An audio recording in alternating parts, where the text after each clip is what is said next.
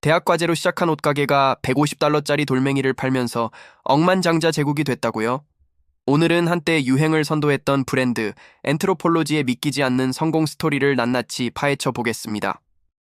여자친구인 피비가 엔트로폴로지에서 $150 주고 돌멩이를 사왔다고 남자친구 다니엘을 속이는 내용이었는데요.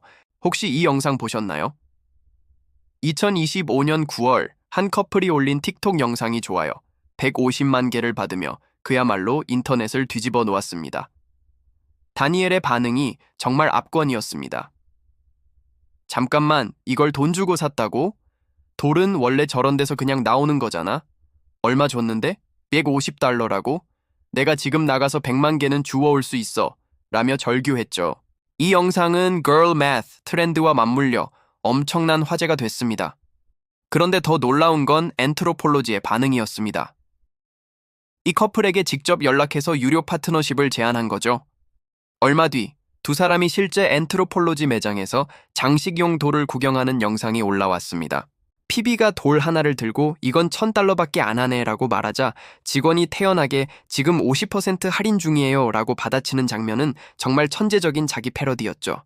엔트로폴로지는 어떻게 이런 재치 있는 대응을 할 수 있었을까요? 그 비밀은 이 브랜드의 탄생 스토리부터 시작됩니다. 1970년, 당시 23살이었던 딕 헤인과 그의 룸메이트 스콧 벨레어, 그리고 딕의 아내였던 주디 윅스가 기업가 수업 과제로 소매점 아이디어를 낸 것이죠. 이들은 대학생들을 타겟으로 중고 의류, 가구, 보석 등을 파는 Free People이라는 첫 매장을 열었습니다. 그러나 창업 1년 만인 1971년, 딕과 주디는 이혼합니다. 하지만 놀랍게도 이들은 비즈니스 파트너 관계는 계속 유지하며 사업 파트너로 남습니다. 프리피플은 이후 얼번 아웃피터스로 이름을 바꾸며 큰 성공을 거두었고 1984년에는 얼번 아웃피터스의 자체 라벨이었던 프리피플이 다시 독립 브랜드로 부활하며 폭발적인 인기를 얻게 됩니다. 이렇게 얼번 아웃피터스와 프리피플이 10대와 20대 초반의 젊은 층을 사로잡고 있을 때 창립자 딕 헤이는 새로운 시장을 발견합니다. 1990년대가 되자 얼번 아웃피터스의 초창기 고객들이 30대가 되면서 새로운 인생 단계에 접어든 것이죠. 그들은 여전히 창의적이고 감각적이었지만 더 이상 얼번 아웃피터스 이옷은 맞지 않았습니다. 딕은 이것이 일부만의 현상이 아니라는 것을 깨닫고 30에서 40대 여성을 위한 새로운 라이프스타일 브랜드를 만들기로 결심합니다. 이것이 바로 엔트로폴로지의 시작이었습니다. 브랜드 이름은 인류학을 뜻하는 프랑스어에서 따왔는데요. 다양한 문화와 예술, 역사에 대한 호기심과 탐험 정신을 담고 있습니다.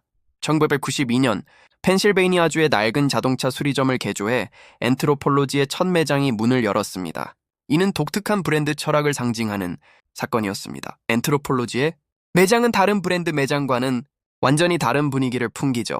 이들은 건물이 가진 원래의 특징과 역사를 보존하는 방식을 선택했습니다. 페인트 칠을 벗겨내고 낡은 벽돌벽을 그대로 노출시키거나 원래 있던 조각상이나 기물들을 매장 디스플레이로 활용하는 식이죠.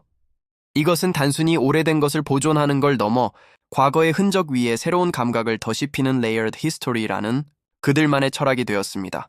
덕분에 전 세계 200개가 넘는 매장은 각각 고유한 스토리와 정체성을 갖게 되었고 고객들에게 단순한 쇼핑 공간이 아닌 영감을 주는 특별한 경험을 선사하는 장소로 자리 잡았습니다. 이런 독특한 감성과 철학을 바탕으로 엔트로폴로지는 2025년을 맞아 더욱 공격적인 마케팅 전략을 펼치고 있습니다. 자체 브랜드였던 메이브는 지난 1년간 틱톡에서 1000만 회 이상의 조회수를 기록하고 300만 건에 가까운 검색량으로 1위를 차지한 메이브를 아예 독립 브랜드로 출범시킨 것입니다. 특히 5년 전 출시된 콜레트 팬츠는 엄청난 인기를 끌며 재고를 10배나 늘려야 할 정도였죠. 메이브만의 독립적인 소셜, 채널과 뉴스레터를 만들고 150명이 넘는 인플루언서들을 초청해 하우스 오브 메이브라는 대규모 런칭 이벤트를 열며 대대적인 홍보에 나섰습니다.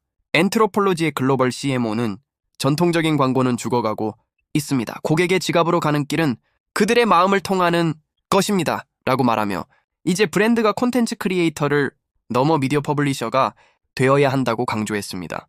이들은 Substack이라는 뉴스레터 플랫폼을 통해 패션 트렌드 분석, 디자이너 인터뷰, 개인 에세이 등 다양한 콘텐츠를 발행하며 고객들과 깊이 있는 관계를 맺고 있습니다. 사실 엔트로폴로지의 성공은 모기업인 URBN의 치밀한 전략 덕분이기도 합니다. URBN은 1970년에 시작된 어반 아웃피터스를 필두로 프리 피플, 엔트로폴로지까지 타겟션 영대를 정교하게 나누어 시장을 공략했습니다.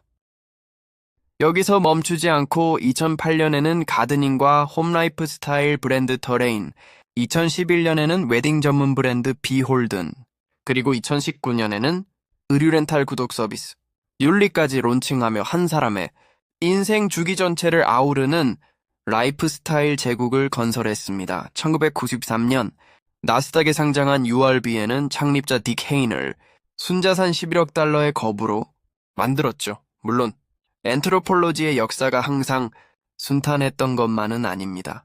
과거에 남성복 라인을 시도했지만 30, 40대 남성에게 토요일 오후의 옷쇼핑은 지옥과 같다는 딕헤인의 말처럼 처참하게 실패했습니다. 또한 창립자 딕헤인이 동성 결혼에 반대하는 정치인을 후원했다는 사실이 알려지거나 2020년 조지 플로이드 사건 이후 직원들이 인종차별 문제를 제기하면서 여러 차례 보이콧 운동이 일어나기도 했습니다. 하지만 놀랍게도 이런 논란 속에서도 브랜드는 흔들림 없이 성장세를 이어가고 있습니다. 그 이유는 바로 그녀라고 불리는 매우 정교하게 정의된 타겟 고객 덕분입니다. 엔트로폴로지의 고객은 교육 수준이 높고 전문직에 종사하며 가족과 자신의 열정, 취미에 깊은 관심을 가진 여성입니다. 엔트로폴로지는 이들의 삶 자체를 큐레이션한다는 목표 아래 의류와 홈데코를 넘어 가구, 유아복, 뷰티 제품까지 카테고리를 확장하며 고객의 모든 라이프 스타일 순간에 함께하고 있습니다. 대학 수업 과제에서 시작해 이혼한 부부가 일궈낸 11억 달러짜리 제국 엔트로폴로지는 단순히 비싼 옷과 150달러짜리 돌멩이를 파는 곳이 아니었습니다. 이들은 창의적이고 교육받은 30, 40대 여성이라는 극도로 구체적인 페르소나를 설정하고 낡은 자동차 수리점을 개조한 첫 매장부터 틱톡 바이럴에 재치 있게 대응하는 현재까지 일관된 철학으로 그들의 마음을 사로잡아 왔습니다. 여러분은 엔트로폴로지의 150달러짜리 돌멩이를 사실 건가요? 아니면 밖에서 주워 오실 건가요? 여러분의 생각을 댓글로 알려주세요. 오늘 이야기가 흥미로우셨다면 구독과 좋아요 부탁드립니다. 감사합니다.